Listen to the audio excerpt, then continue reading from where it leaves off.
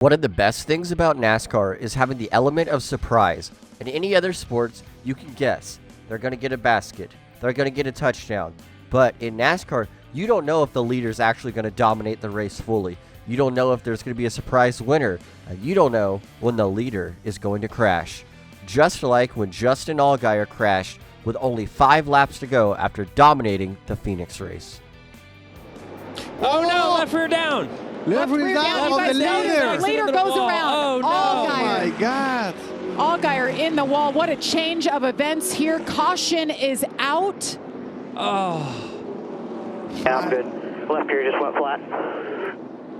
Gosh, we saw how low he just was off of turn 4 down there on the apron. I wonder if he felt something that he was so low in corner 3 and 4. Yeah, because it seemed odd to be down that low. As soon as he hits the brakes, it just comes apart. I think he could have done right there. See it in real time.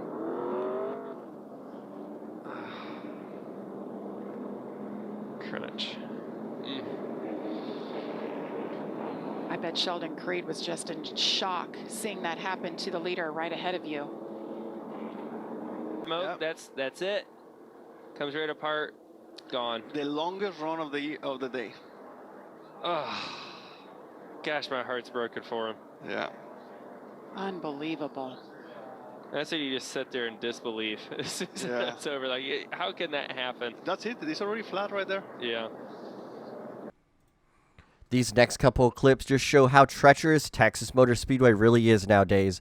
Racing for the lead off the restart, Bubba Wallace got loose, slid up, and Chase Briscoe basically drove through him and never lifted. Bubba Wallace was able to make a miraculous save as Chase Briscoe went spinning. See Burton looking the inside off of 2. Drag race is on, getting into 3.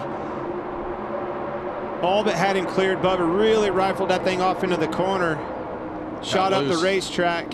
He got a little bit loose, had to work his way up the racetrack, and got really lucky.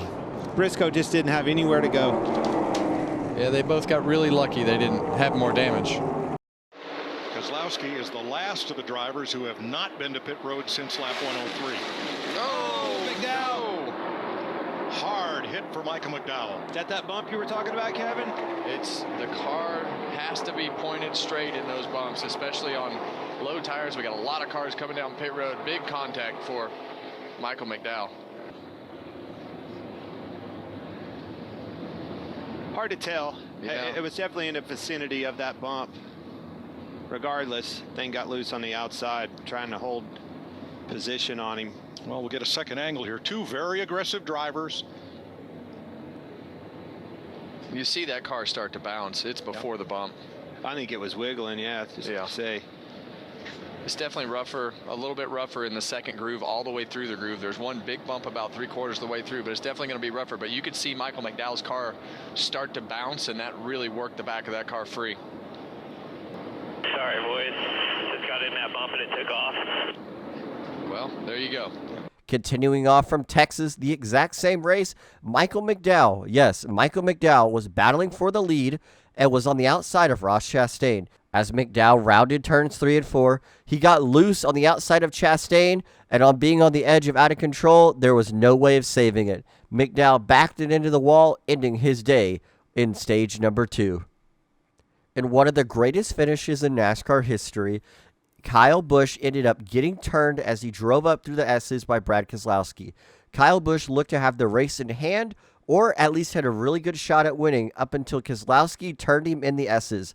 His crew chief was displeased with Keselowski after the race. Well, the 47 broke. You see him, he just went by smoking. He broke. He let oil down all over the track. And we just got caught in the oil and allowed 2-car to get to us. Then 2-car raced us the way he raced us. So good car. Kyle did a great effort. Really proud of everyone on this M&M's Toyota Camry team. We're fast. They know we're here, but we didn't get the job done today. So there was nothing wrong with the 18 car. He just got in the oil of the 47. No, there's oil all over the racetrack, and it's just hard to go. Thanks, Dave.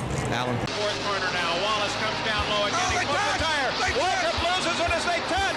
Waltrip spins it backwards across the grass as they come to the white flag. I think they started punching each other. Nobody knew who was punching who, and so they just all started punching everybody. The next thing you know, they're all rolling on the ground, beating the crap out of each other. The 1989 All-Star race, it was the most famous one for Darrell Waltrip. Darrell Waltrip was hated by so many fans back then, but he gained a lot of them when Rusty Wallace drove right through him on the final lap of the final turn, taking home the victory. Kasey Kahne has to have one of the most unluckiest careers in NASCAR.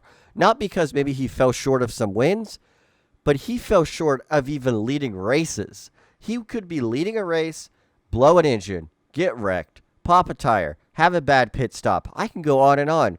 Kasey Kahne has had some horrible luck while leading. Just like when he was leading, going over 200 miles per hour into turn number 1 at Michigan, slamming into the wall. Back live at Michigan under caution for the 6th time today. The reason, Kasey Kahne, the race leader, who had a 3.6 second advantage in the wall off of turn 2.